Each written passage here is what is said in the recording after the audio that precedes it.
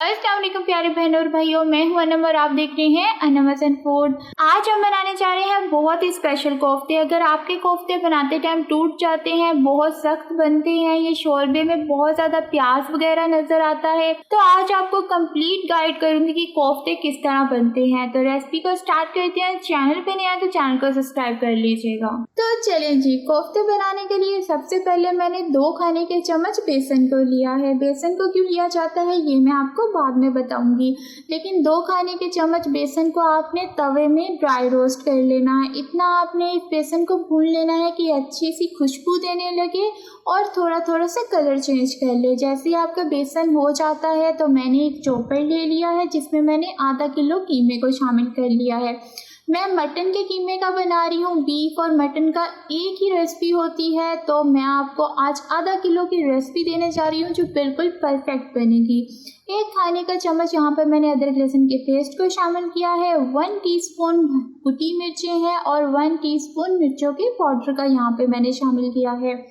मसालों को थोड़ा अच्छे से नोट कीजिएगा, बिल्कुल बाजार जैसा आपका टेस्ट आएगा। 1/3 टीस्पून हल्दी को शामिल किया है। 1 टीस्पून सूखे धनिए के पाउडर को शामिल किया है। 1 टीस्पून नमक को शामिल किया है। मसाले क्योंकि आधा किलो के हिसाब से डाल रही हूँ, आपने भी उसी हिसाब से डालने हैं। यहाँ पे काली मिर्च के पाउडर को शामिल किया है। हाफ टी स्पून भुने कुटे ज़ीरे को शामिल करेंगे। ये कुछ चंद मसाले होते हैं जो लाजमी होते हैं कोफ्तों में जानी। और यहाँ पे मैं प्याज को शामिल करूँगी। मीडियम साइज़ के मैंने एक प्याज को लिया है जिसे मैंने इस तरह से लंबा लंबा सा काट लिया है। एक प्याज जाएगा और इसमें जाएंगी हरी मिर्चें, हरा धनिया। इसका फ्लेवर बहुत अच्छा लगता है, तो बिल्कुल भी स्किप मत कीजिएगा। हरी मिर्चों को तो बिल्कुल भी स्किप मत कीजिएगा। छोटी हरी मिर्चें हैं तो इसलिए मैंने ज़्यादा डाली है, आप अपने हिसाब से डालिएगा। 1 अंडे को शामिल करेंगे। अंडे को क्यों शामिल किया जाता है, इससे कोफ्ते आपके टूटते नहीं हैं, बिखरते नहीं हैं और बहुत ज़्यादा सॉफ्ट बनते हैं। अब इसमें मैं बेसन जो हमने भूना था, 2 खाने के चम्मच हमने बेसन को जो भूना था तवे में, उस बेसन को हमने शामिल कर दिया है। बेसन से भी ये होता ये है कि कोफ्ते आपके हरगिज़ नहीं टूटते। बाज़ार वाले यही चीज़ें शामिल करते हैं, इसलिए उनके कोफ्ते सॉफ्ट भी होते हैं और उनके टूटते भी नहीं हैं। हमने तमाम चीज़ों को अच्छे से चॉप कर लिया है। अब मैं क्या करूँगी, इसके बॉल्स बना लूँगी। बॉल्स बनाने के बाद हम क्या करेंगे, आधे घंटे के लिए कीमे को फ्रिज में रख देंगे, यानी कि जो बॉल्स बनाए होंगे उनको फ्रिज में रख देंगे। फ्रिज में रखने से ये सेट हो जाते हैं और जब इनको तला जाता है ये हरगिज़ टूटते नहीं हैं, बल्कि दरार भी नहीं आती है। तो आधे घंटे के लिए मैंने इसे फ्रिज में रखा था। उसके बाद मैंने तवे में ऑयल को गर्म किया है। यहाँ पर आपको कोफ्तों को डीप फ्राई करने की बिल्कुल भी ज़रूरत नहीं है, आपने शैलो फ्राई करना है। हल्का सा मैंने घी को शामिल किया है और इन कोफ्तों को मैं चारों साइडों से अच्छे से फ्राई कर लूँगी। अच्छा, तो हम इसे ऐसे फ्राई कर लेंगे। फ्राई करने के बाद आप इसे स्टोर भी कर सकते हैं, फौरी पकाना चाहें तो फौरी पका सकते हैं। यहाँ पर मैंने हाफ कटोरी ऑयल को ले लिया है और 2 मीडियम साइज़ के प्याज को शामिल कर दिया है। अब मैं आपको बताऊंगी कि शोरबा किस तरह बनाया जाता है। आपके प्याज अगर नज़र आता है शोरबे में तो हरगिज़ आपका प्याज नज़र नहीं आएगा, लेकिन आपने कंप्लीट फॉलो करनी है रेसिपी, तो आपको बहुत अच्छा रिज़ल्ट मिलेगा कोफ्तों का। और अगर आपके कोफ्ते नहीं भी अच्छे बनते तो बहुत अच्छे बनेंगे। ठीक है, यहाँ पर मेरा प्याज अच्छे से ब्राउन हो चुका है। अब इस प्याज को हम निकाल लेंगे और एक प्लेट में निकाल के इसे ठंडा होने देंगे, क्योंकि इस प्याज को हम दही के साथ ब्लेंड करेंगे और बहुत अच्छी सी इसकी एक पेस्ट बनाएंगे। वो क्यों बनाई जाती है, क्योंकि जब आप प्याज को इसी तरह रहने देते हैं तो वो शोरबे में नज़र आती है। तो यहाँ पर मैंने 400 ग्राम दही को लिया है, यानी कि आप आधा किलो भी ले सकते हैं। मैंने 400 ग्राम खट्टी दही को लिया है, उसके साथ मैं ये प्याज को डालूँगी और इन दोनों चीज़ों को हम अच्छे से ब्लेंड कर लेंगे।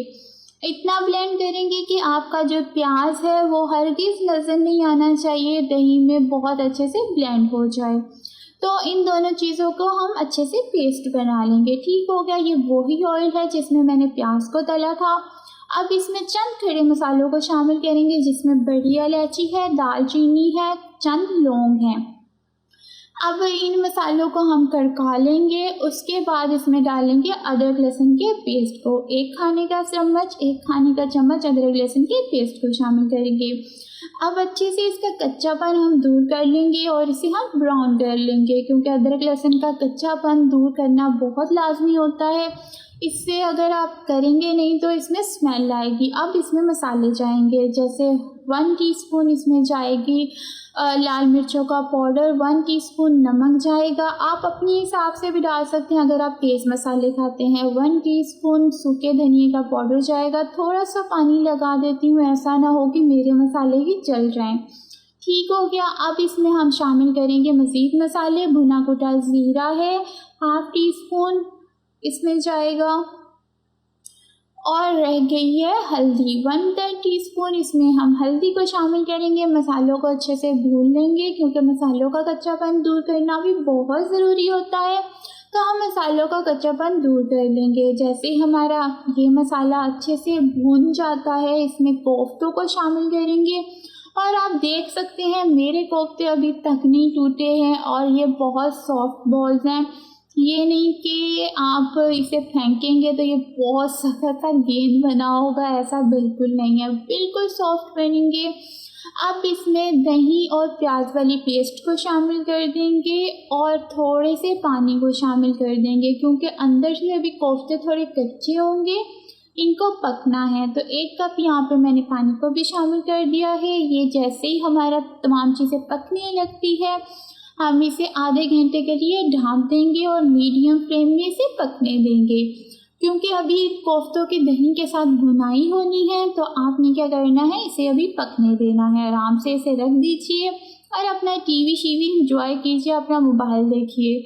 उतनी देर जैसे ही आपके कोफ्ते पक जाएं और माशाल्लाह से अंदर तक गल चुके हैं, और अब आप देख सकते हैं मैंने हरी मिर्चों को शामिल किया है और दही का ये जो एक्स्ट्रा वाटर है, अब इसे हम अच्छे से भून लेंगे ताकि ये जो कोफ्ते हैं इनकी भुनाई हो जाए और मसाले की भी अच्छी से भुनाई हो जाए और ये बहुत अच्छा सा फ्लेवर और टेस्ट देने लगे। तो अब हमने क्या किया है, अच्छे से 5 मिनट इन कोफ्तों को भून लिया है। आप देख सकते हैं भुनाई के दरमियान भी मेरे कोफ्ते बिल्कुल नहीं टूटे। अब मैंने इसमें गर्म पानी को शामिल कर दिया है। जितनी हमने ग्रेवी रखनी है उतना आप पानी को शामिल कर सकते हैं। अगर आप ज़्यादा शोरबा बनाना चाह रहे हैं तो ज़्यादा ग्रेवी बनाना चाह रहे हैं तो ज़्यादा पानी को शामिल कीजिए। अगर आप कम ग्रेवी बनाना चाह रहे हैं तो कम शामिल कीजिए। ऊपर से हम गरम मसाले को डालेंगे, हरे धनिए को डालेंगे और माशाल्लाह से हमारी बिल्कुल कोफ्ते तैयार हो चुके हैं। और इसे डिश आउट करें और एंजॉय कीजिए अपनी फैमिली के साथ। बाज़ारी रोटी के साथ ये बहुत अच्छे लगते हैं। आप किसी भी घर की रोटी के साथ भी इसे एंजॉय कर सकते हैं। मैं आपको तोड़ के भी दिखा देती हूँ, बहुत सॉफ्ट और मज़े का बना है। तो आपने भी ज़रूर ट्राई करना है इस रेसिपी से, और आपको लाजमी इस चैनल को सब्सक्राइब करना है, वीडियो को लाइक करना है, पसंद आए तो कमेंट्स में माशाल्लाह लिखिएगा।